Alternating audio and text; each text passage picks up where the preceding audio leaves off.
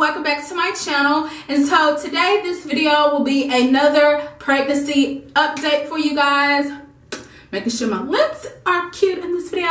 Today is going to be another pregnancy update for you guys. I have been going through a lot since the last video I put up, and if you have not seen that last video that I put up on my channel announcing that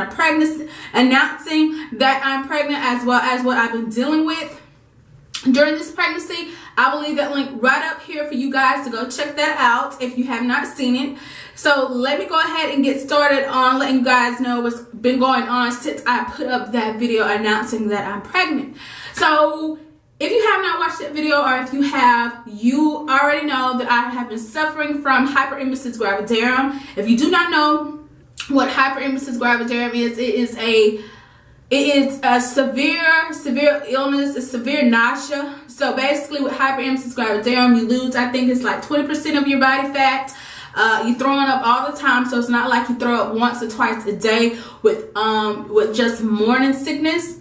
Like regular morning sickness, you throw up once or twice a day. With hyperemesis gravidarum, you're throwing up between 8 to 10 times a day. Like I was, you cannot keep any food down, you cannot keep any fluid down at all. You're dizzy, you are passing out, you're going through the most. You feel like your body is dying, and that is what hyperemesis gravidarum is. If you want to look that up, I will leave a link in the description box, as well as I did leave a link in the description box in my last video for you to look it out. To look it up and see what hyperemesis gravidarum details or entails. So you don't know, that's what I've been suffering with. And since I have been suffering with hyperemesis gravidarum, you know that I've been taking Diclegis. And even though Diclegis has really worked with my morning sickness, as well as allowing me to eat and keep food down and keep fluid down, I still throw up at least 3 times out of the week. So even though I'm taking the pills, I still throw up occasionally, probably about 3 times a week. It's way better than throwing up 8 to 10 times a day that I'm used to throwing up. So I would take 3 times out of the week than throwing up 8 to 10 times a day every single day. So I would take that. But since taking the Diclegis pills, I have been suffering from extremely dehydration.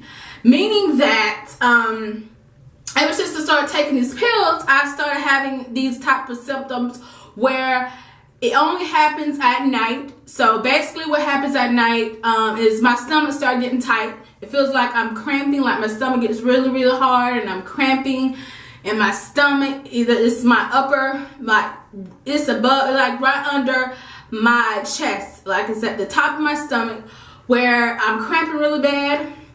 And it wakes me out of my sleep because it only happens at nighttime, so I'm sleeping during that time. So the pain is so severe, it wakes me up out of my sleep. And so I'm walking around trying to, soothe the pain or help the pain go away. But then along with the cramping pains, I'm starting to sweat. I am starting to get dizzy. I'm feeling like I'm going in and out, and I'm bouncing from side to side. So I'm getting real dizzy, as well as during that time while I'm sweating and I'm feeling dizzy, I feel like I'm going to throw up, pass out, all at the same time as feeling really hot, because I get really hot. It's like I'm sweating, sweat is dripping down my body. I'm really hot. I'm taking off all my clothes because I'm so hot, and even when I turn on the air conditioner, on the fan, and I'm standing in front of it, I'm still sweating, I'm still really hot.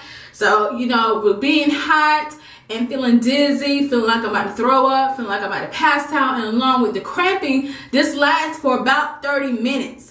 And my doctor said that it was normal. There's no type of medication that I can take during that time. I just have to suffer through it, stick it out until it's over. But after the 30 minutes, or after all this goes away, I'm fine. But during that time, I feel like I'm dying. Feels like, okay, I can't get any type of relief. It doesn't matter which way I move or how I move my body, or if I lay down, or I'm standing up, or I'm rocking back and forth, or get any type of position, I am uncomfortable. The pain still is there. and I just have to suffer through it until that time is over, till it wears off. But come to find out, my doctor said it probably because I'm extremely dehydrated, and because when I do urine samples, when I go to my doctor's appointments, they still see keystones in my urine. But the only reason why this time was different was because it happened, and all that was going on. It stopped probably about 30 minutes, and I went back to sleep. So I went downstairs, and I went to sleep on the couch because I was walking around trying to relieve the pain, and I went to sleep on the couch.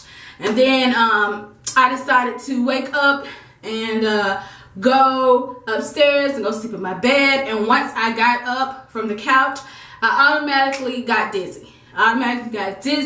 Felt like my body was swaying from side to side, but I just thought, okay, I can get through this. I can get upstairs, get in my bed, and I'll be fine.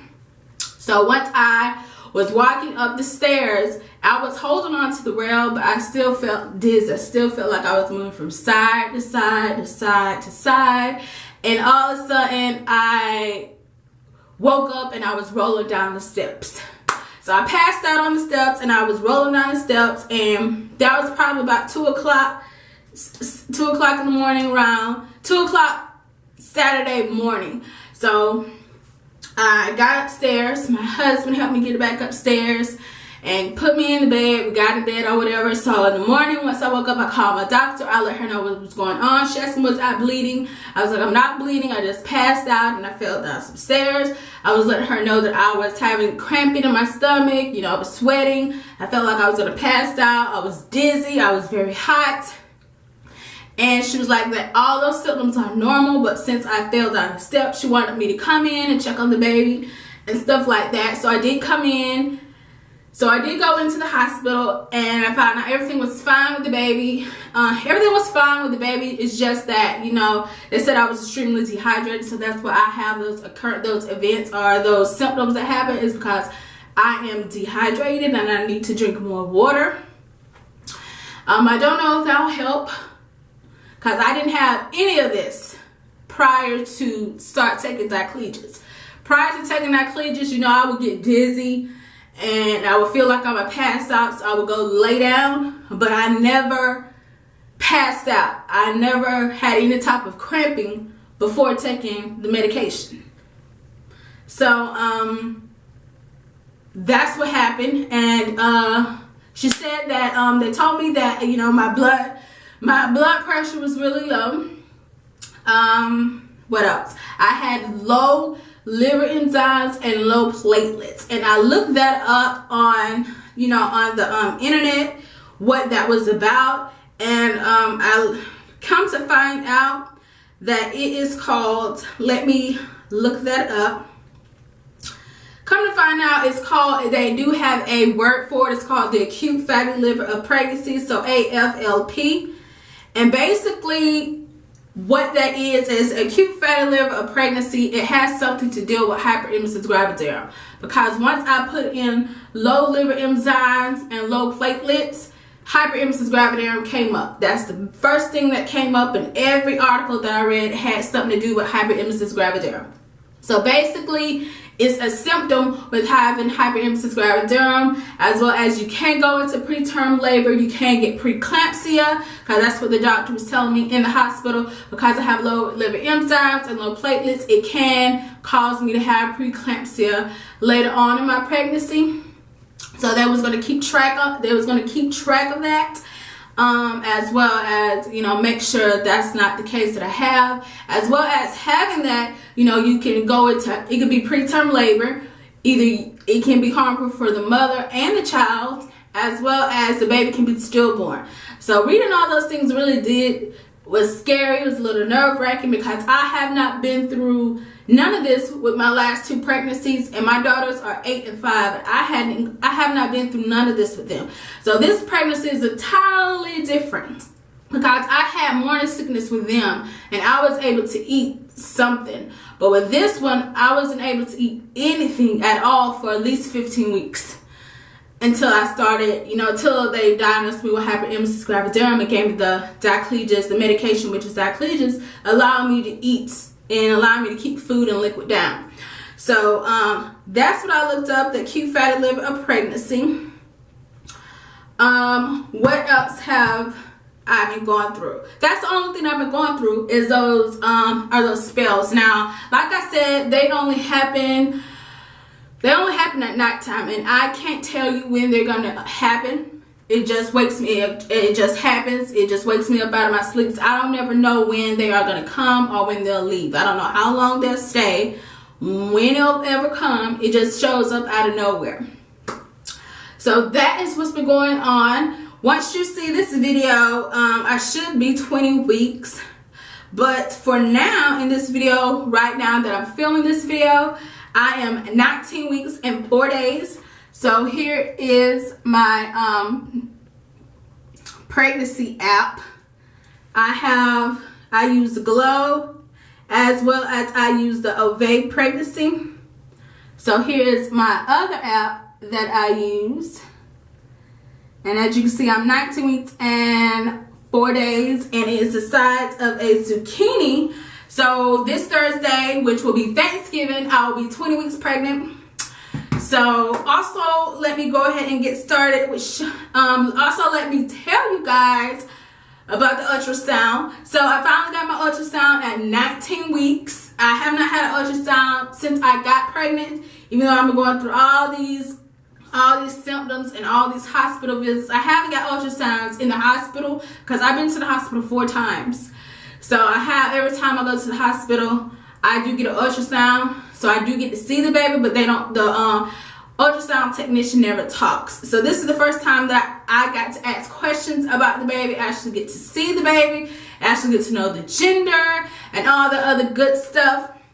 And I did find out the gender. I'm going to show you a couple of pictures right here. So that is a couple of pictures of the baby. Let's see. And as you can see, if you can read it, it says, you probably can't see, but I am having a little girl. I was kind of upset about having a girl because I already have 2 daughters and they're natural just like their mama, and I didn't want to have to do any more hair. But I'm happy that I'm having a girl because now I have 3 princesses. I'm excited about having a daughter because I already have 2, and I already know how to take care and raise a daughter. With the boy, I don't know nothing about boys. All I have is girls. So I'm in my comfort zone. I'm excited for her to come. I'm excited to see how she's gonna look. I am just excited all around about seeing my little baby girl. I do have a name for her. I won't tell you in this video. I probably would do a name reveal once she's born, or I'll probably do a name reveal video before she's born. But I do have a name picked out for her. I've had a name for a girl since I found out that I was pregnant. I already knew what the boy name was going to be. I was just going to name the boy after his daddy if it was a boy. But I already had a girl name picked out when I found out that I was pregnant because I was that excited. Now, with this pregnancy, I haven't really been that excited. I was excited when I found out that I was pregnant. But since I was excited when I took the pregnancy test and I found out that I was pregnant. But since then, I really haven't had any time to be excited and to enjoy this pregnancy because I've been sick for so long, and I'm still going through different phases in my pregnancy. I'm still going through pains. I'm still in and out of the hospital. I'm still, and even when I was in the hospital, like I was telling you, for dehydration, because that's what they said, I was dehydrated. They did give me 2 liters or 2 full bags of fluid. And because I've been going through all those symptoms, dealing with hyperemesis gravidarum and now dealing with cramping and being dehydrated and going through having low liver enzymes and possibility having a possibility of having preeclampsia, as well as still throwing up a couple of times a week, as well as just going through all of this, I haven't really enjoyed it because I've been sick most of the time. So I'm really trying to get in the mood to enjoy this pregnancy because this is my last one. I'm not having no more kids, but it has been kind of hard going through all all this pain, just never knowing what's going to happen or how my body is going to react to certain things. But I'm really trying to enjoy it, because having children is a blessing. It's a blessing from God, and I am excited for it. I'm trying to get excited about having her. I'm more excited just to have the baby and see her. I'm not excited about the pregnancy, but I'm excited to have the baby, and I'm ready just to have the baby. I'm excited about that part. It's having my baby, seeing how she looks, and seeing how my daughters act toward their little sister. That's what I'm excited about. I do get giddy about shopping, because I just started shopping for her now that I know the gender. So yeah, I'm gonna have them all dressed like they're gonna look like triplets and stuff. I'm not gonna do that, because they don't like dressing alike. You know how girls are. They want to be independent, and they don't want to look alike. Because I know my mom used to dress me like my sister, and I did not like it. But yeah, so that is my update. So I'm going to go ahead and give you a what do you call it? A belly shot. I'm going to give you a shot of my belly. Now, I don't think that my belly is that big. I think I have the same belly that I had before I was pregnant and that I was working on. So I don't really think that I have a big belly. But maybe you guys probably will see a difference from the last baby bump shot that I gave you. But let's go ahead and do that for you. So, yeah, I don't know if you can see. Let me move it down. Maybe you can see my belly. There you go. And there is the bump right here. I'll pull it up. I don't have really any stretch marks. I have stretch marks, but that's because what they call it, genetically. I had stretch marks in high school before I even had kids. So that doesn't mean anything. But yep, this is the bump. Yep. So I just think I'm getting wide right here. I think I'm getting wide, but I'm not really poking out. My belly's not really hard. The only time my belly gets hard is after I ate something. But yeah, that is my pregnancy update, as well as a belly shot. I will do another update probably 24 weeks. And I just want to thank you guys for watching this video. Please comment, rate, subscribe. If you have any comments, please leave them in the comment section. If any of you ladies have been pregnant or are pregnant and have been going through the same symptoms that I have, please leave that in the comment section so I can know what I can do to survive through